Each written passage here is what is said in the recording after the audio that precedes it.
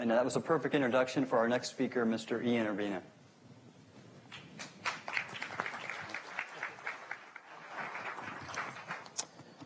So my name is Ian Urbina. I'm a reporter with the New York Times. In my allotted 6 minutes, I was going to try to answer 3 basic questions.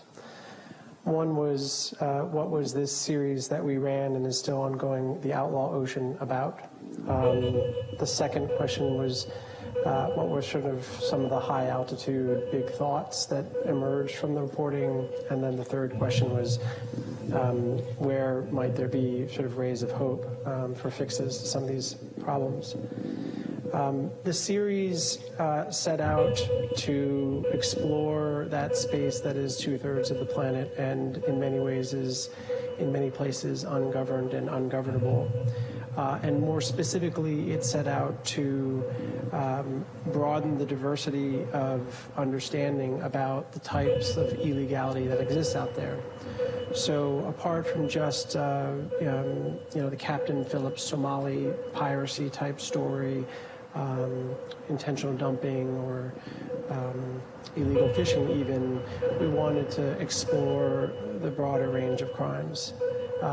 In the end, or thus far, that spectrum looks like the murder of stowaways, where stowaways are found and set on a raft far off from shore, cut loose and left to die. A fairly organized realm of gun trafficking and privatized maritime security, floating armories that exist out there, usually on the line between national and international waters, largely unregulated, sometimes quite violent. Intentional dumping on an order that shocked us. Every 3 years, ships dump in the oceans more oil and sludge than the Exxon Valdez and the BP spill combined. Obviously illegal and overfishing, and a variety of other crimes. So it was a real eye-opener as to man's inhumanity to man that occurs offshore. Some of the bigger sort of meta thoughts that emerged. One, for me, was something I still struggle with, and that is the definition of IUU, illegal, unregulated, unreported fishing.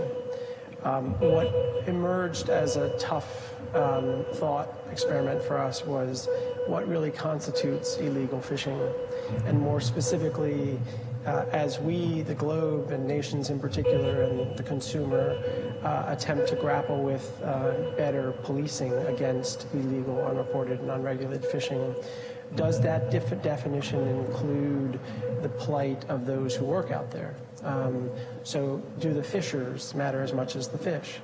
And by that I mean questions that might cross the threshold of illegality that would include the fishers, the fishermen and women. Are they documented? Are they trafficked via debt bondage? Did all of them show back up at port? Did some disappear en route? Were they beaten on the ship?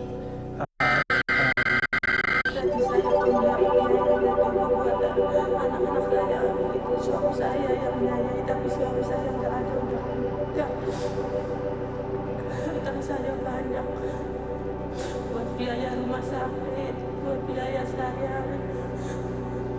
Akhirnya saya coba mengandalkan teman anu.